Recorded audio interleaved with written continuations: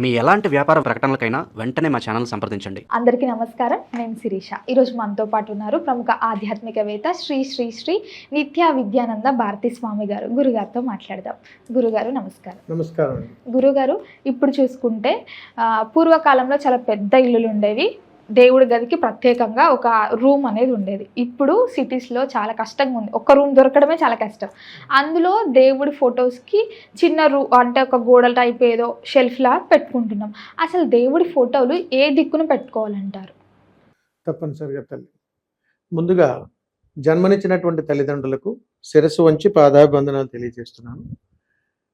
భగవంతుడిని ఎక్కడ పెట్టాలి అనేటువంటి దౌర్భాగ్య స్థితిలో మనం దిగజారిపోతున్నామంటే మనం ఏమనుకోవాలి తల్లి?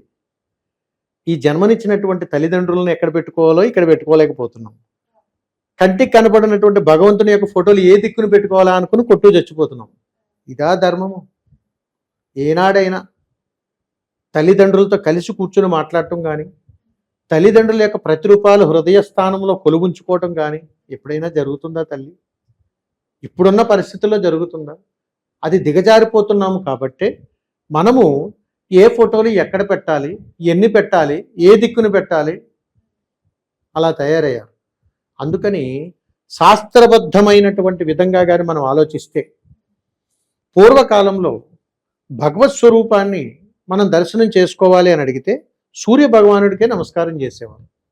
అంటే ఇంటి బయటికి వెళ్ళి కొన్ని నీళ్ళు అలా జల్లి సూర్యభగవానుడికి నమస్కారం చేశారు. ఈ నీళ్లు కూడా ఎందుకు జల్లేవారు అని అడిగితే కంటికి కనపడినటువంటి కొన్ని జీవరాశులు అక్కడ తిరుగుతుంటాయి, వాటికి ఆహారాన్ని ఇచ్చినట్టు. అక్కడ ఏ శాస్త్రము లేదు, ఒక ధర్మం మాత్రమే ఉన్నది.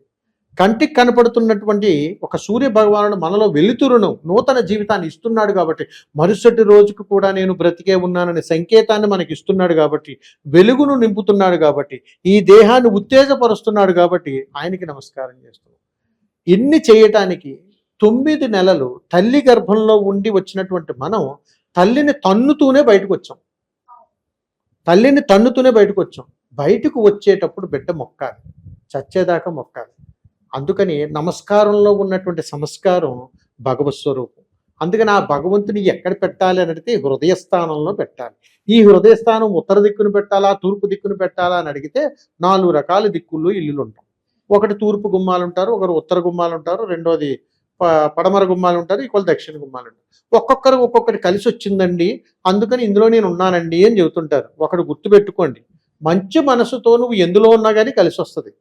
కానీ మనలో ఉన్నటువంటి ఆలోచన మానసిక స్థైర్యాన్ని చంపేస్తుంది. కాబట్టి మనం ఎదగటానికి ఇబ్బందులు ఎదురైనప్పుడు ఏదో ఒక కారణం వెతుక్కోవడం అనేటువంటిది ఈ జీవుడికి అలవాటు. కాబట్టి మనం ఎవరో ఒకరి మీద ఆధారపడిపోవడం అనేటువంటిది సమంజసం. అందుకని నిర్ణయం తీసుకునేటువంటి విధానంలో మనం అనేక పొరపాట్లు చేస్తుంటాము. కాబట్టి భగవంతుడే ఆఖరికి దిక్కు. నాకు ఈయన ఎక్కడ కూర్చోబెడితే మంచి చేస్తాడేమో, ఆయన అక్కడ కూర్చోబెడితే మంచి చేస్తాడేమో, ఇక్కడ ఉంటే మంచి చేస్తాడేమో, ఒక సందిగ్ధంలోకి వెళ్ళిపోయి తల్లిదండ్రులను కూడా విస్మరించేస్తున్నాం. అందుకని సాక్షాత్తు పార్వతీ పరమేశ్వరులే హృదయస్థానంలో కొలువై ఉన్నానురా, ఒక్కసారి నా వంక చూడండి రా అని అంటే ఆ వంక చూడకుండా మనం కుళ్ళు, కుతంత్రం, పగలు, ప్రతీకారాలు వీటన్నిటితో నిత్యాభిషేకం చేస్తుంటే వాళ్ళు ఎక్కడ ఎందుకుంటారు? ఉండరు. అందుకని బయటకు వచ్చేసారు. కాబట్టి ఇప్పుడు మనం వెతుక్కోవాలి ఎక్కడ కూర్చోబెట్టాలి. అందుకని ఇక్కడ గమనించాలి, ఏ దిక్కును కూర్చున్నా మనము దక్షిణ భారతదేశంలో ఉన్నాము కాబట్టి మనకు ఈశాన్య ప్రాంతమే భగవత్ స్వరూపంగా కొలుస్తాం.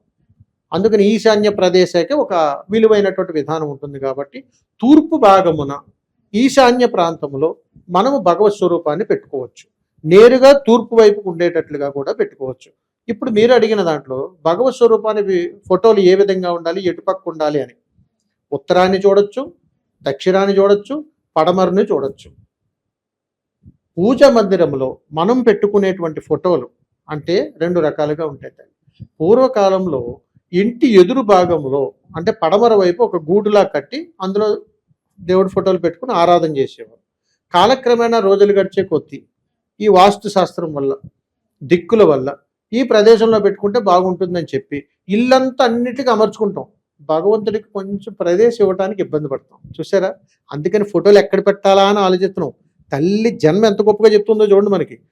9 నెలలు 270 రోజులు నిన్ను ఇక్కడ చిన్న అంతలా సిద్ధం చేసి నీకు బయట పెట్టి నిండు నూరేళ్ళు ఆయుష్ పోస్తే నన్ను ఎక్కడ పెట్టాలని ఆలోచిస్తున్నావా?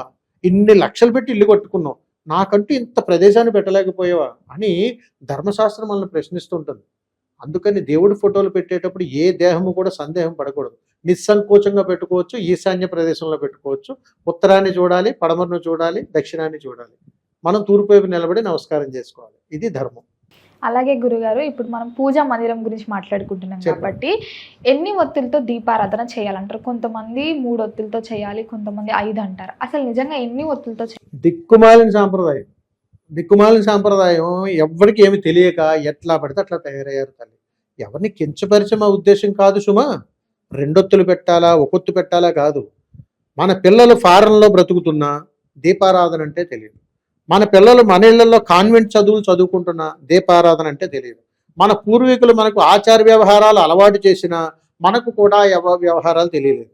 ఇప్పుడు ఎలా తయారయ్యారంటే తల్లి, దీపం ఎలా పెట్టాలంటే గూగుల్ తల్లిని ఓపెన్ చేసి హౌ టు పుట్ దీపం అని కొడుతున్నారు. అంటే ఎలా దీపాన్ని వెలిగించాలి అనేటువంటి సాంప్రదాయం కూడా మనకు తెలియట్లేదు. అంటే నిస్సంకోచంగా మట్టి ప్రమిదల్లోనూ వెలిగించవచ్చు, ఇత్తడి ప్రమిదల్లోనూ వెలిగించవచ్చు, కొన్ని రకరకాల పళ్ళ విధానాల్లోనూ వెలిగించవచ్చు. ఒక్కొక్క దానికి ఒక్కొక్క ఫలితాలు ఉంటాయి. కాబట్టి దీపారాధన అనేటువంటిది గృహాలలో 2 భాగాలు తండ్రి. పూర్వకాలంలో దీపారాధన చేసేటప్పుడు కూర్చుని చేసేవారు. ఇప్పుడు దీపారాధన ఒంగుని చేస్తున్నారు. ఇది అమంగళం. ఎప్పుడు కూడా దీపాన్ని వెలిగించాలి అంటే కూర్చునే చేయాలి. ఎప్పుడు నిలబడి దీపారాధన చేయకూడదు. ఇప్పుడు చెప్పండి, పూజాది గదుల్లో చాలా చోట్ల కూర్చోలేరు కాబట్టి నిలబడి చేసుకున్నారు. కారణం ఏమిటి? వాస్తు కాదు అక్కడ. వీళ్ళ అనారోగ్య సమస్యల వల్ల పూజా మందిని ఎత్తులో పెట్టి నిలబడేటట్లుగా ఉంచుకుని పూజ చేస్తున్నారు. మరి అలా నిలబడి మనం పూజాది గ్రతులు నిర్వహించవచ్చా? ఆసనం వేసుకుని ఆసనం మీద కూర్చొని దీపారాధన చేస్తే భూదేవి ఆనందపడుతుంది. కాబట్టి 2 రకాలుగా దీపారాధన చేస్తారు. ఇప్పుడు నన్ను కూడా చాలామంది తిట్టుకుంటారు తల్లి. ఎందుకనంటే ఎవరు ఏదేదో చెబుతున్నారు, ఏ దీపాన్ని ఎలా పెట్టాలో అర్థం కావట్లేదు, ఏం జరగాలో అర్థం కాదు. ఒక్కటే గుర్తు పెట్టుకోండి, ఏ దీపం పెట్టినా మనం బాగుండాలి.